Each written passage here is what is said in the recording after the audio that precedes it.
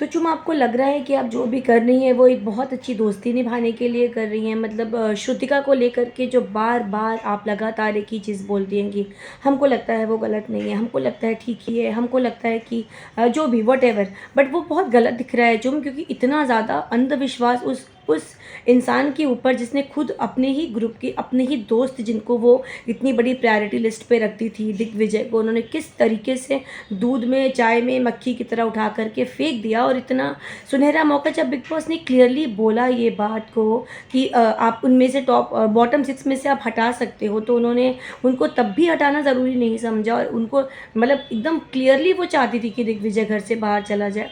तो चुम क्या हो गया है, मतलब तब समझ में आता था जब बिग बॉस ने अंदर बुला करके टाइम कोड वाला वो इंसिडेंट दिखाया जहाँ पर वो क्लियरली ये बोल भी रही हैं कि मुझे टाइम कोड बनना है, चुम को नहीं, क्योंकि अगर चुम बनेगी तो वो करण और शिल्पा को सेव करेगी। वहाँ तक समझ में आता है कि चलो आपने ये बोला कि टाइम कोड बनने का हक सबको है, वो खुद भी चाहती है, वो खुद भी अपने आप को सेव करना चाहती है, क्योंकि हम 13th वीक में अभी पहुँच चुके हैं, वो सब ठीक है। लेकिन जो कल हुआ, जो कल दिग्विजय निकला और आप इतना रो रही थी दिग्विजय को लेके, आपने बहुत ज़्यादा इमोशनल आप हुई, सब करा, तो करण तो क्लियरली समझ गया, शिल्पा को भी बहुत हर्ट हुआ, क्योंकि शिल्पा भी बड़ी अच्छी बन रही थी जब वो टाइम गॉड वाला जब इंसिडेंट बताया गया कि ठीक है इसमें श्रुतिका की कोई गलती नहीं है, उन्होंने भी काफ़ी मतलब ड्रामे करे इस बारे में।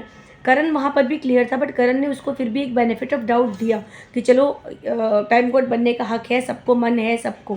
लेकिन जब कल जो भी हुआ उसके बाद आप अगर उसके बाद भी आप जाकर के सपोर्ट कर रहे हो, और वो टाइम कोड वाले इंसिडेंट के बाद तो आप जाकर अपना चद्दर तकिया लेके वहीं सो गए, मतलब हद ही हो गई चुम। और उसके बाद जब वो कल हुआ वो जाके रो रही हैं तो आप उनको जाकर चद्दर उड़ा रहे हो, उनको जाकर चुप करा रहे हो, मतलब बस करो चुम, बस करो। एक अच्छा होना होता है, एक बिना रीज़न अच्छा होना, मतलब सिर्फ दिखावे का अच्छा होना। और क्लियरली यहाँ बोलूँगी कि बिल्कुल भी अच्छा नहीं दिख रहा इस तरीके से कि आपको रिवेंज लेना नहीं आता। जिस तरह से चाहत पांडे इतने हक से लड़ी जा करके, लाउडली उन्होंने जाकर अपनी आवाज़ उठाई, आप क्या कर रहे थे? आप सिर्फ रो रहे थे और धीरे धीरे धीरे धीरे श्रुतिका को बोल रहे थे ये अच्छा नहीं किया, ये अच्छा नहीं किया, दिग्विजय को ऐसे कर सकते थे वैसे।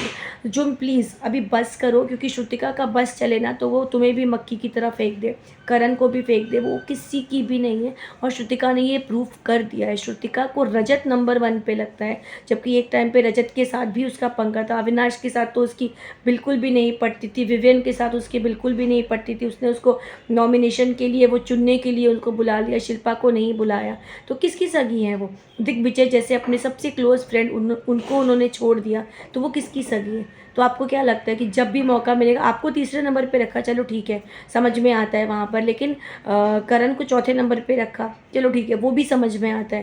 लेकिन जब इस तरीके से डिक्लेरेशन हुआ कि बॉटम 6 जा सकते हैं एविक्शन में और आप बदलना चाहोगी उसके बाद भी नहीं बिग बॉस, तो क्या दिग्विजय का कोई भी उसमें योगदान नहीं था? मतलब उनकी दोस्ती सब कुछ कोई वैल्यू नहीं रखती थी क्या? वो इतनी फेयर बनना चाहती थी कि मतलब वो टाइम गॉड नहीं, वो एक्चुअल में गॉड है या वो गॉडेस है कि वो जो डिसीजन लेंगी वो बिल्कुल परफेक्ट होगा। तो तुम अपने नेचर को चेंज करो। और जो जो कल करण ने एक बात बोली ना, हैट्स ऑफ टू करण, कि उन्होंने ये चीज़ आपको क्लियरली बोली कि आप अभी चुन लो, या तो उसको चुन लो या हमें चुन लो। अगर उसको चुनती हो तो अपने बैठने की जगह भी चेंज करो, जाकर वहाँ पर बैठो और उससे बातें करो। और आप गई भी, आपने उनको चुप भी कराया, फिर आप वापस आकर फिर करण के साथ बैठ के बात करिए। तो ये डबल पर्सनैलिटी ना बिल्कुल भी अच्छी नहीं लग रही। चुम आप बहुत स्ट्रेट फॉरवर्ड हो, बिल्कुल हक के लिए लड़ती हो, बोलती हो, यहाँ भी फाइट करो। और प्लीज़ फॉर गॉड से कि श्रुतिका नाम की दोस्त को अपनी लाइफ से बाहर निकालो, क्योंकि श्रुतिका किसी की भी दोस्त नहीं बन सकती, किसी की भी नहीं।